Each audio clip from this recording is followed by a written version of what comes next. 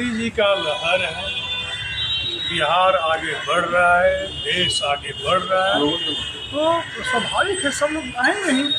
अभी चुनाव है, चुनाव में ज्वाइन करेंगे ही। सब चाहते हैं कि हम लोग मोदी जी को मजबूत करें, बिहार में इस बार मजबूत करें, एनडीए को मजबूत करें, इसलिए सब लोग ज्वाइन कर रहे हैं। सबका स्वागत है, अभिनंदन है। टिकट फाइनल हो गया क्या सर? देखिए, भारतीय जनता पार्टी कोई परिवार का पार्टी नहीं है, ये कोई प्राइवेट लिमिटेड कंपनी नहीं है।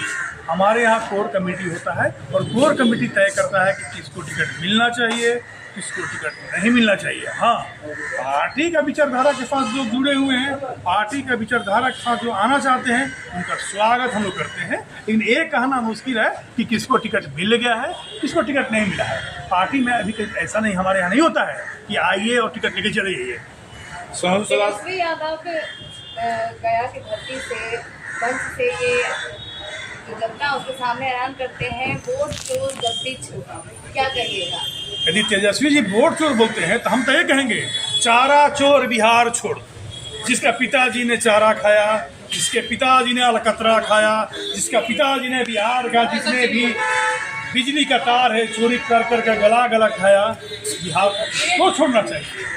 मैं वोट जो है चोरी है। बिहार का वोट महाराष्ट्र में, महाराष्ट्र का वोट बिहार में, अरोल का वोट पटना में, पटना का वोट गया में, नालंदा में, किशनगंज में, उसका वोट कट रहा है। जिसका ओरिजिनल वोट है उसका कहीं कट नहीं रहा है। तो चारा चोर का बेटा है, चारा चोर बिहार छोड़। वोट यात्रा में भी राहुल गांधी आए हैं, उनका कहना है कि लोकसभा और विधानसभा का चुनाव ही चोरी हो रहा है। अच्छा, नेहरू जी उनके जो नाना थे ईमानदार थे क्या? श्रीमती इंदिरा गांधी प्रधानमंत्री ईमानदार थी क्या? सब लोग चोरी करके आते हैं? हमारा देश लोकतांत्रिक देश है और लोकतांत्रिक तरीके से हम चुनाव लड़ते भी हैं, चुनाव जीतते भी हैं। वोट चोरी होता है क्या? वोट अपना मन से देता है। जो भी मतदाता होता है अपना अधिकार का प्रयोग अपना मन से करता है। राहुल जी हार रहे हैं, जब हारते हैं तो वोटर को दोषी देते हैं, हारते हैं तो ईवीएम को दोषी देते हैं, और जब जीतते हैं तो चुप हो जाते हैं। कभी चुनाव आयोग गलत हो जाता है, कभी ईवीएम गलत हो जाता है, अब वोटर भी गलत हो गया।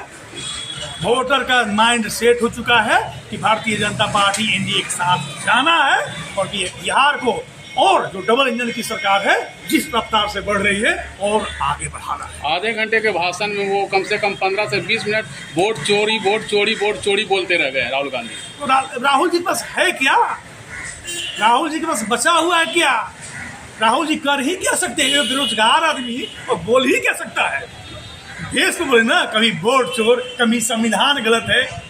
इनके पास कोई मुद्दा नहीं है। अब देश में कुछ करने के लिए मुद्दा तो है नहीं, क्योंकि सारी जितने भी काम हैं, जितने भी कार्य हैं, नरेंद्र मोदी जी के नेतृत्व में देश आगे बढ़ रहा है। बिहार में नीतीश कुमार के नेतृत्व में बिहार आगे बढ़ रहा है। अब तो मुद्दा है नहीं, तो वोट चोरी, संविधान खतरे में है और कुछ नया लेके आना तो लाए। बिहार की जनता ये सुनने के तैयार नहीं है।